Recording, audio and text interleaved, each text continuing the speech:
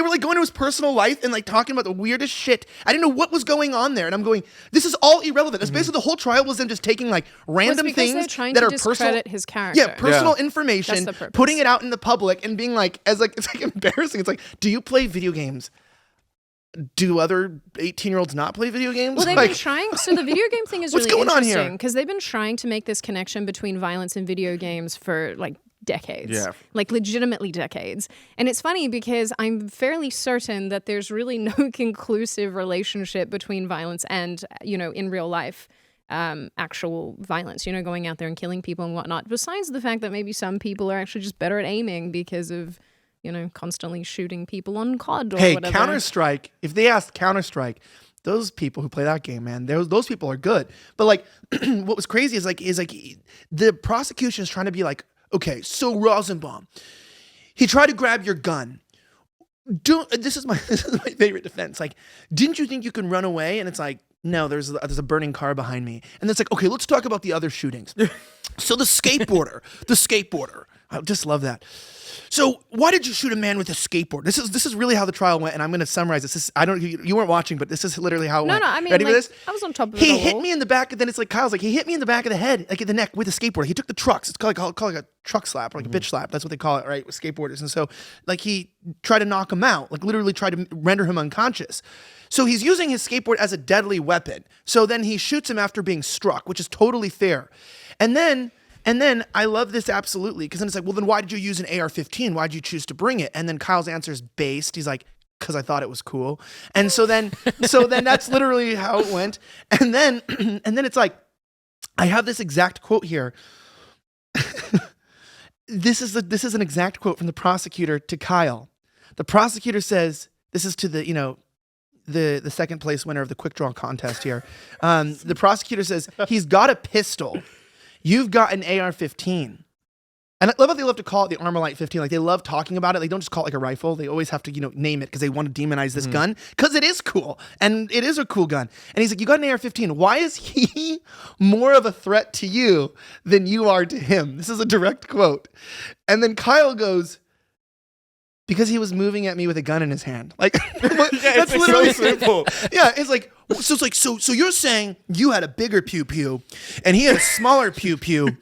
Why was the small pew-pew a danger to you? Couldn't you have just said, well, mine's bigger than yours and walked away? It's like, buddy, you are a fucking retard. Literally the dumbest prosecutor in America. It is a joke showroom trial. It is, they're putting on a joke for all of us. And they're letting us know that even, this is the most clear case of self-defense that I've ever seen in a trial, let alone a public trial.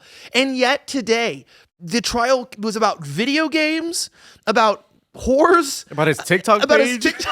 About his TikTok. I was like, we're trying to get Gen Z in on this. Yeah. And then it was about, I was like, I'm so confused on what the prosecution is trying to do that literally it was almost a mistrial. And we have this video where the judge actually got mad at the prosecution, calls him out like, dude, what the hell are you guys even doing? I don't know if we can play video one here and put this up on the screen.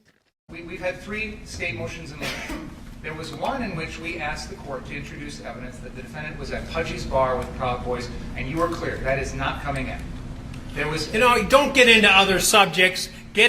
Come on, what you're telling me, you're an experienced trial attorney, and you're telling me that when the judge says, I'm excluding this, you just to take it upon yourself to put it in because you think that you've found a way around it? Come on.